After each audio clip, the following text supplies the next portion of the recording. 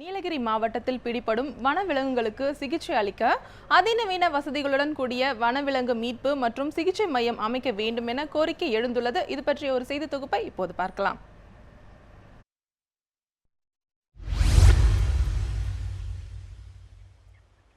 நீலகிரி மாவட்டத்தில் உள்ள வனப்பகுதிகளில் யானை, புலி, சிறுத்தை உள்ளிட்ட வன விலங்குகள் அதிக அளவில் காணப்படுகின்றன.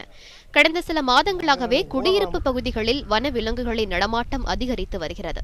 அவ்வாறு வரும் வன விலங்குகள் சுருக்கு கம்பிகளில் சிக்கி உயிருக்கு போராடும் நிகழ்வுகளும் மனிதர்களை தாக்கும் நிகழ்வுகளும் அடிக்கடி நிகழ்ந்து வருகின்றன. காட்டை ஒட்டி சில குடியிருப்புகள் எல்லாம் இருக்கிறதுனால இதோட வனவிலங்குகளின் உற்பத்தி அதிகமாக இருக்கிறதுனால இது நகர்ப்புறமாக வர ஆரம்பிக்குது. இவ்வாறு வரக்கூடிய இந்த வனவிலங்குகள் என்ன பண்ணுதுன்னா நகர்ப்புறத்தில் இருக்கக்கூடிய மக்கள், தொழிலாளிகள் எல்லாம் தாக்கக்கூடிய அபாயமும் இருக்கு.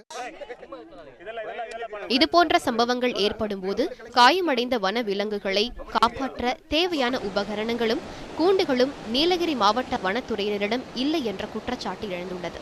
பிடிக்கப்பட்ட வன விலங்குகளை குறிப்பிட்ட இடத்தில் வைத்து சில நாட்கள் சிகிச்சை அளிக்க போதிய இடம் இல்லாததால் அவை இறக்கும் நிலை ஏற்பட்டு வருகிறது. இதையடுத்து நீலகிரி மாவட்டத்தில் அதிநவீன வசதிகளுடன் கூடிய வனவிலங்கு மீட்பு மற்றும் சிகிச்சை மையம் அமைக்க வேண்டும் என சுற்றுச்சூழல் ஆர்வலர்கள் கோரிக்கை வைத்துள்ளனர். அப்சர்வ் பண்ணி அது க்யூர் ஆச்சுன்னா எப்படின்ற பார்த்துட்டு இல்லை ஜூக்கு அனுப்புறதா இல்லை ஃபாரஸ்ட்டில் திருப்பி விடுதான்னு ஹையர் ஆஃபீஸர்ஸ் முடிவு பண்ணுறாங்க. அதுக்கு தகுந்தபடி அந்த ரெஸ்கியூ சென்டர்னு ஒன்று வச்சு அதை வச்சு நம்ம அந்த ஜஸ்ட் 1 வீக் அதை பராமரித்து அந்த மாதிரி அஃபெக்டட் அனிமல்ஸ் அது மாதிரி பராமரித்தா அது நல்லா.